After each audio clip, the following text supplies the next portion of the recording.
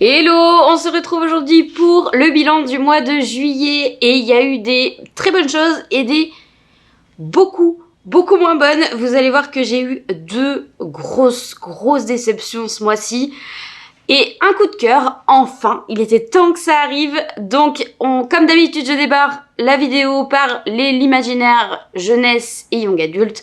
On passe ensuite à l'imaginaire adulte et enfin le reste. Et c'est parti! Je commence directement par une déception horrible. Comme ça, au moins, il y en a une déjà qui est passée. Beast of War de Ayana Gray, qui est donc le 3e tome de Beast of Prey. Je sais qu'il y en avait pas mal qui attendaient mon avis pour savoir s'il démarrait la saga, parce que c'est vrai que le 1er tome avait fait grand bruit. Et à partir du 2e, on n'en a plus entendu parler. Donc le premier, j'avais adoré, c'était à la limite du coup de cœur, vraiment c'était génial cette histoire. Donc pour rappel, on va suivre deux personnages. On va suivre une jeune fille qui est esclave dans un zoo, qui souhaite juste avoir sa liberté. Et on va suivre à côté de ça Akon, qui est promis à devenir un gardien d'élite. Sauf que les choses ne vont pas se passer comme prévu. À la suite d'un incendie dans le zoo, ils vont partir tous les deux dans la jungle et ils vont devoir s'allier pour combattre le Shetani, une bête qui fait rage dans le village où ils sont, donc dans la jungle qui jouxte le village. Et de là va découler donc toute cette aventure autour du Shetani. Eh ben... donc le premier tome, j'avais adoré. Le deuxième, j'ai été hyper déçue parce que les deux personnages n'étaient plus du tout ensemble et j'avais pas du tout aimé la dynamique et je l'avais trouvé très mou et je me suis pas mal ennuyée. Et celui-là, c'est un peu pareil. Pour être tout à fait honnête, je trouve que du coup, la saga, elle vaut pas du tout le coup. Si vous avez Beast of Prey dans votre palle et que vous hésitiez encore à le revendre ou à le lire, franchement, c'est pas la saga de l'année. Ça peut être sympa, je pense qu'il y a certaines personnes qui ont dû aimer du début à la fin. Mais clairement, moi, j'ai pas du tout apprécié celui-ci. C'était un calvaire, je n'en voyais pas le bout. Et en plus, il y a un espèce de triangle amoureux qui s'installe dans ce 3e tome. Vous savez, après ma vidéo des Unpopular Opinions que je vous remets dans le i, que je ne sais jamais de quel côté il est, que je déteste ça. Et vraiment, ça m'a horriblement énervée. Ça passe d'un camp à l'autre. Enfin bon, bref, c'était horrible. L'intrigue était pas si folle que ça. La résolution s'est fait en 3 secondes. Non, j'ai pas aimé, ça m'a complètement dégoûtée. Donc j'ai fini une saga, mais c'était vraiment pas la saga de l'année. C'est vraiment pas la saga que je vais vous conseiller. Parce que y a qu'un tome sur les 3 qui est bien. Donc forcément, ça vaut pas vraiment le coup. Quand on a au moins 2 sur les 3 qui sont vraiment bien, bon, tu peux dire oui. Autant là, non, ça vaut vraiment pas le coup. C'était assez affreux. Puisqu'on a parlé d'une grosse déception, on va parler de mon coup de cœur de ce mois. Et vraiment, c'est une pépite. J'ai reçu donc en service presse par la maison d'édition directement, donc les éditions Naos, j'ai reçu Conjuration de Bleuen Guillou, c'est l'autrice de Octavia, Tribu des Dieux, peut-être qu'il y en a certains qui l'ont lu. Moi j'ai découvert en fait que c'était cette autrice-là et j'ai jamais lu. Donc peut-être qu'à la suite de celui-là, peut-être que je vais aller lire sa première duologie. Mais celui-là, incroyable. Vraiment, j'ai passé un moment sensationnel avec ce bouquin, c'était ouf, mais vraiment génialissime. Donc on va suivre Livia qui est une princesse d'un empire qui va être attaquée par un autre empire et qui va se retrouver prise en otage par ce gros empire et son père va être tué devant lui, avec son frère ils vont être séparés et sa mère va être laissée dans l'empire, voilà. Enfin, du coup il est annexé, c'est plus vraiment un empire, il va être annexé. Et donc on va suivre Livia qui va grandir au fur et à mesure et elle, tout ce qu'elle veut, c'est se venger, c'est prendre le pouvoir, c'est changer les choses sur cet empire qui brimade beaucoup. Ah bah vous avez un petit chat qui a décidé de manger les plantes. Zoumi, non. Tu peux laisser mes plantes tranquilles s'il te plaît? Merci. Non Zoumi, non.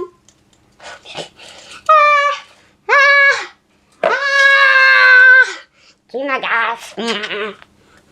Donc je disais, avant d'être interrompue par un petit chat très mignon, je disais donc oui que Livia allait vouloir se venger et reprendre le pouvoir parce que c'est un empire qui brime beaucoup de monde et qui a un sens de la justice un peu particulier, on va dire. Incroyable. Incroyable ce livre pour plusieurs raisons. Déjà, c'est sous couvert de romantique, c'est génial.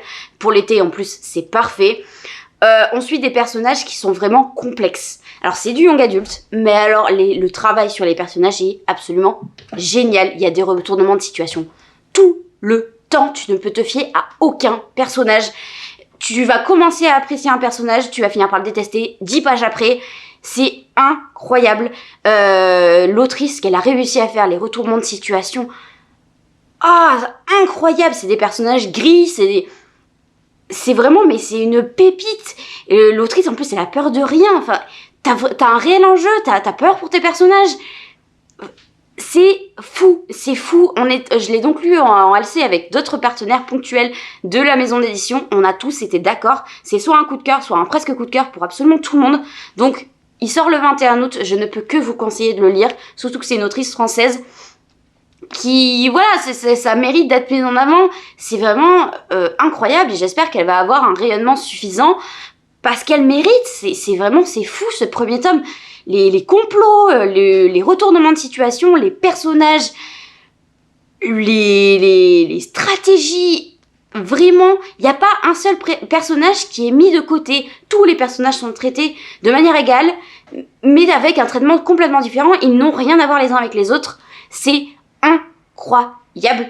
Je ne peux que vous le conseiller. Vraiment, ça m'a fait du bien d'avoir un coup de cœur enfin, parce que vraiment, c'était trop chouette. J'ai ensuite lu Caraval de Stéphanie Garber que j'ai là en édition VO, vu que les éditions françaises, c'est un peu le bazar, puisqu'il y a 2 éditions différentes. Donc, j'ai décidé de les lire en anglais. C'était chouette.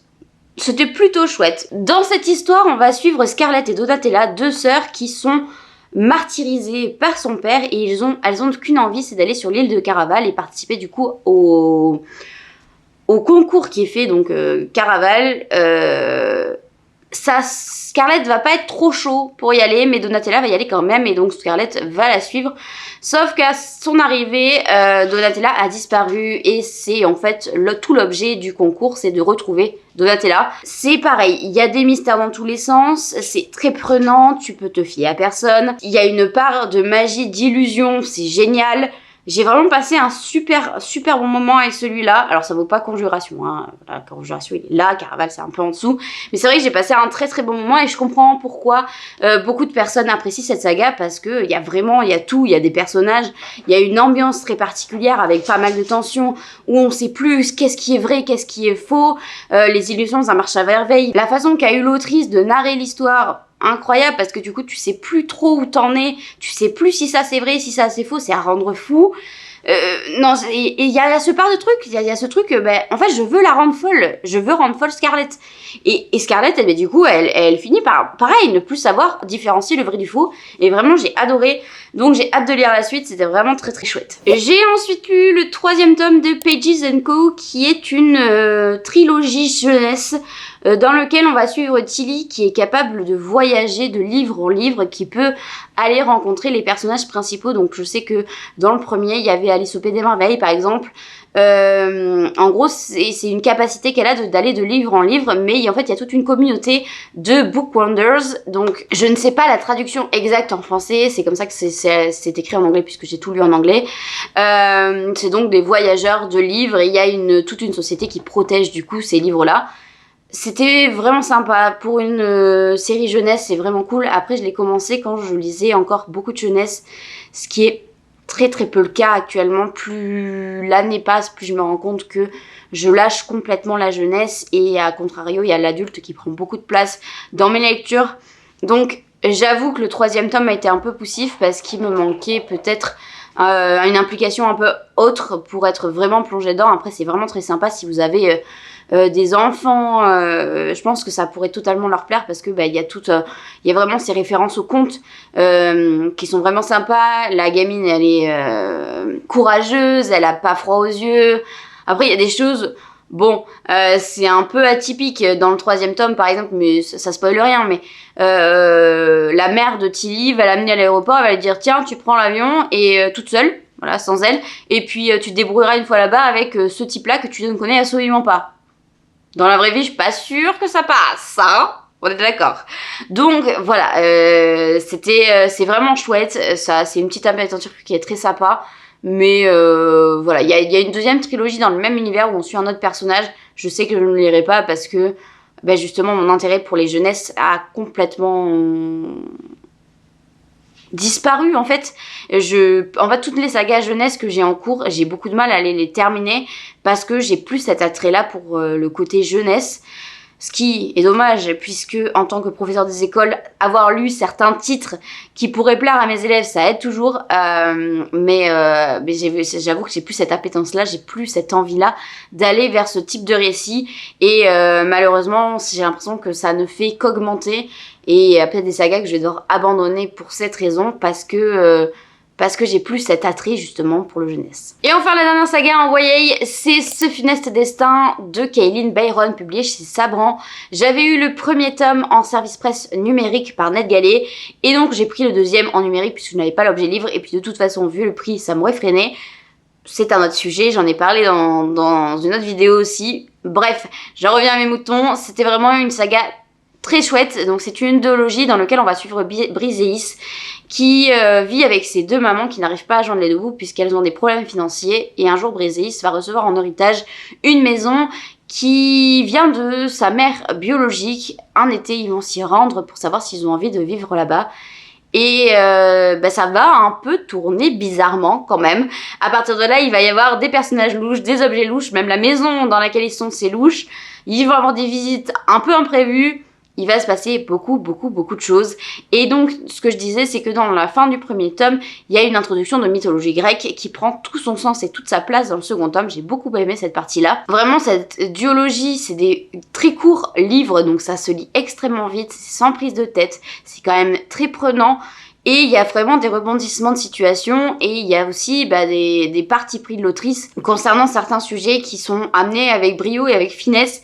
Et je trouve que pour une saga young adulte qui là tire un peu plus, je pense, vers le bas du young adulte, il y a tout, il y a de quoi passer un excellent moment, et je vous la conseille sincèrement parce que c'est vraiment chouette. Ça sera pas la saga de l'année, je pense, personne, mais c'est vraiment très chouette. Concernant l'adulte maintenant, il y a aussi plusieurs titres que j'ai lus ce mois-ci. J'ai enfin lu Un jour de nuit tombée de Samantha Shannon, donc en version poche chez J'ai lu, donc il y a 2 tomes, voilà, parce que c'était trop gros. J'avais beaucoup aimé le Prieuré de l'Angers, et beaucoup disaient que le préquel était beaucoup mieux que le premier.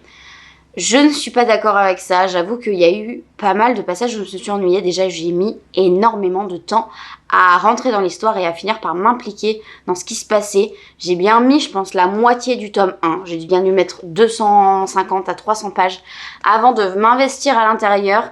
C'est le même écueil que ce que je reprochais au Prieuré de l'Oranger.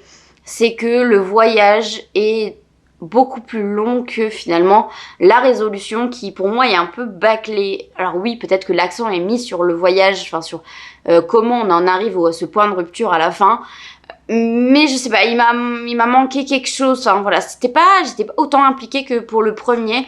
J'ai passé un bon moment globalement, mais c'était poussif. Après, il y a aussi le fait que j'ai décidé de le lire en été, et en été j'ai beaucoup de mal à lire de la high fantasy vraiment très poussée, et où il y a un univers très dense avec beaucoup de personnages, etc. Je sais pas pourquoi. L'été, j'ai envie de lire des trucs un peu plus légers ou plus page-turner. Enfin voilà. Ce qui n'est pas le cas ici. Il faut avoir un niveau de concentration plus élevé, on va dire. Et ça a peut-être joué dans le fait que j'ai pas autant apprécié que ce que j'aurais pu apprécier. Après, le Prieuré de l'Angers, je l'avais lu, je crois, fin août l'année dernière. Donc j'étais un peu dans la même période. Donc je sais pas si c'est ça, mais en tout cas voilà, je l'ai trouvé un peu moins bien, même si je trouve que la plume de Samantha Shannon est vraiment géniale, et elle a des idées qui sont vraiment chouettes. Voilà, si vous cherchez un livre de high fantasy avec des dragons, vous pouvez y aller. Après, les dragons sont quand même peu présents dans l'ensemble. Si c'est pas une saga où vous allez voir des dragons tout le temps, mais c'est vrai qu'il y en a, et il y a de la magie, et il y a des complots et tout ça, et par contre il y a eu un retournement de situation à laquelle je m'attendais, mais je sais pas, qui a été encore plus surprenante quand même en lisant. Voilà, donc c'est une bonne lecture, mais sans plus. J'ai ensuite lu Wayward Pines, le tome 2 de Blake Rouch chez Gulminster. Vraiment, j'adore cette saga. Si vous cherchez une saga page turner, ça, vous pouvez foncer, ça se lit à une vitesse. C'est génial. Pour rappel, on va suivre Ethan Burke qui va venir enquêter à Wayward Pines. Sauf que il va se passer un événement qui va l'amener à l'hôpital, et quand il se réveille, il n'a plus aucun souvenir, il n'a plus de papier, il n'a plus rien et il trouve tout bizarre. On lui dit mais c'est normal, vous avez un accident de voiture, tout va bien, mais en fait il se passe quelque chose de très bizarre, cette ville est très étrange. Effectivement, hein, c'est très étrange et quand on a les révélations à la fin du tome 1, on comprend que ça saute de genre, on change de genre littéraire complètement. Et c'était vraiment génial, le premier tome était génial, le deuxième tome était génial, j'ai hâte de lire le troisième parce que pour avoir la conclusion de cette histoire. Et voilà, c'est pas, on va dire, le livre le plus poussé, mais ça se lit à une vitesse, c'est trop bien. Je passe à chaque fois un excellent moment. Bon, ça ne dure pas longtemps, hein, ça me dure en général une soirée, parce que vraiment, tu le dévores en fait, tu veux tellement avoir la suite.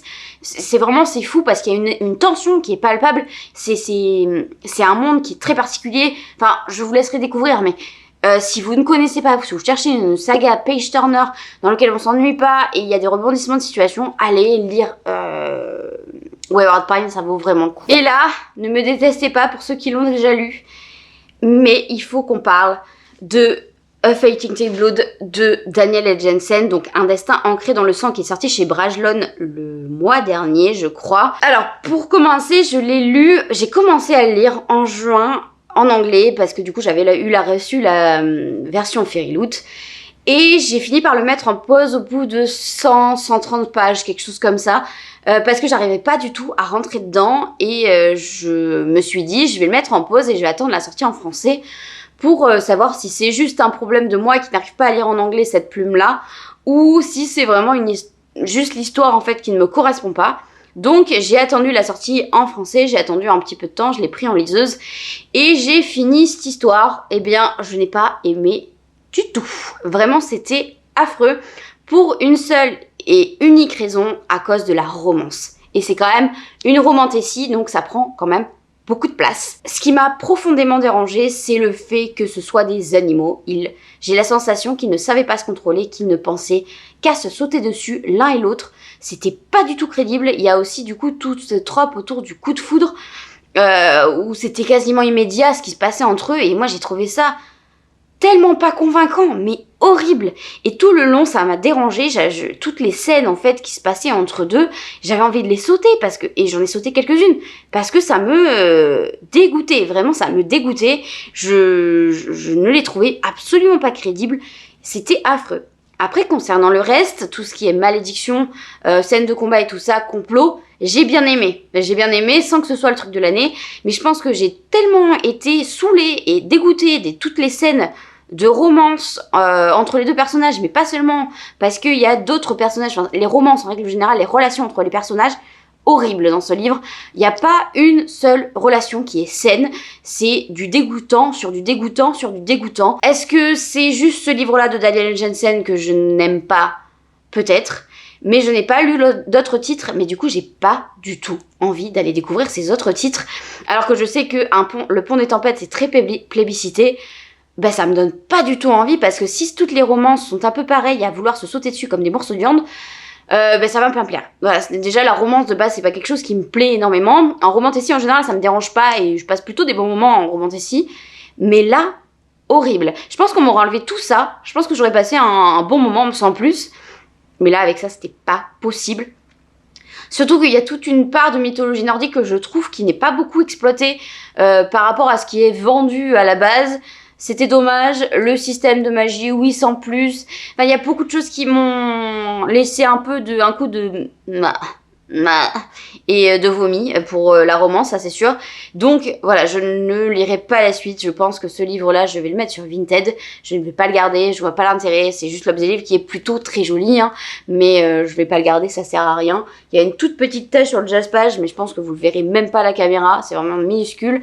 Voilà, je pense que je vais le vendre. Si jamais vous êtes intéressé, dites-le moi, contactez-moi sur Instagram, peut-être que je vous le mettrai de côté et tout. Enfin, je vous dirai quand je le publie pour que vous soyez les premiers à l'avoir.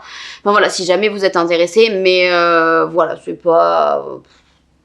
Voilà, c'était vraiment pas une lecture que j'ai appréciée. Je me suis forcée à aller jusqu'à la fin, mais je lirai pas la suite, à moins qu'on me dise que c'est sensationnel le tome 2.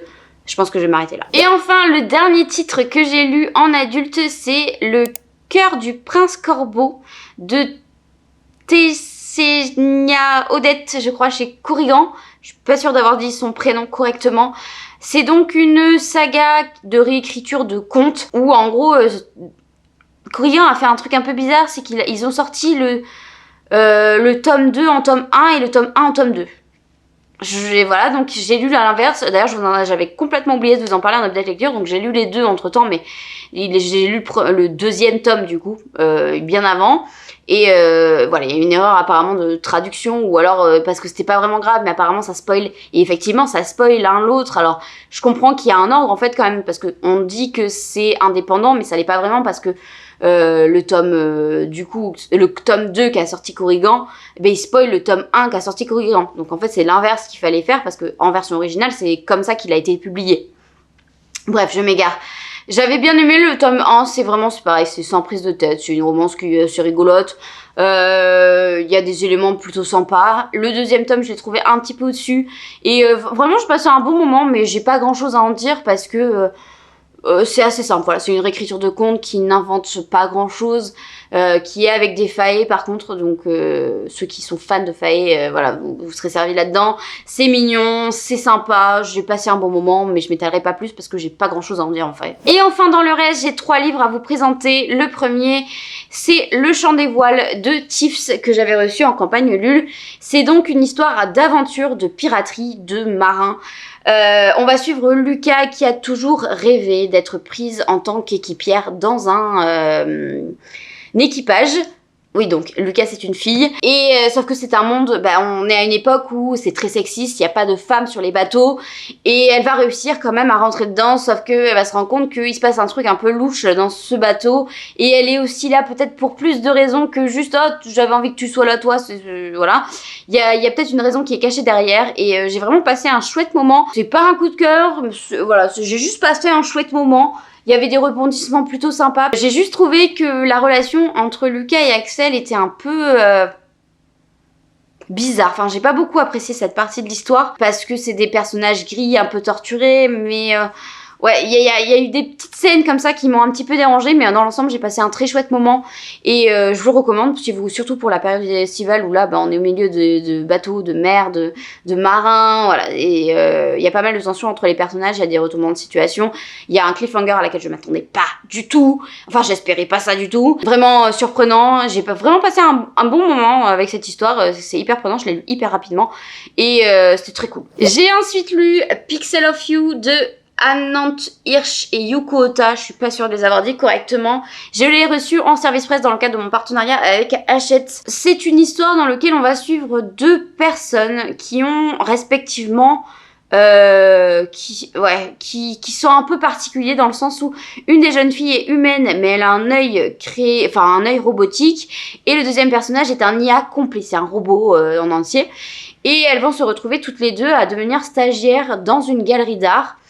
Et elles vont avoir des problèmes de perception du thème qui est demandé, elles vont devoir travailler ensemble. Et ça va créer un peu des tensions entre elles puisqu'elles ne voient pas du tout l'inconnu de la même manière. Et ça va être une chouette histoire parce qu'elles vont s'apporter des choses l'une et l'autre, mais c'est très conceptuel.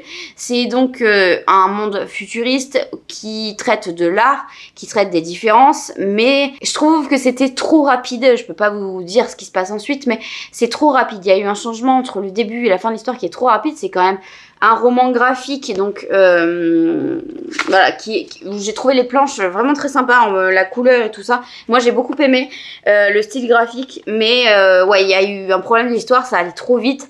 Alors est-ce que c'est le format qui fait que c'était pas adapté, ou est-ce que juste l'histoire n'avait pas été assez développée, je ne sais pas. Mais en tout cas, je suis assez dubitative, je trouve que la façon de traiter les différences est vraiment étonnante et vraiment sympa. Par contre, ce changement de dynamique entre les 2 personnages principaux, entre le début et la fin de l'histoire, ça va trop vite. Il y a eu vraiment un switch à un moment donné, si tu passes d'un extrême à l'autre en l'espace de 2 secondes, et c'est vrai que ça m'a pas du tout convaincue et ça m'a pas du tout plu. Donc c'était vraiment dommage parce que ça partait bien et je trouvais que c'était vraiment différent de ce qu'on voyait d'habitude. Donc voilà, ça peut être sympa. Le dernier livre que j'ai lu, c'est Yellowface de R.F. Kuang chez Ellipsis. Donc je crois une succursale de Sexus aussi, je crois. Je suis pas sûre de ce que je raconte. C'est une histoire dans laquelle on va suivre 2 amies, June et Athena, qui ont fait l'université ensemble.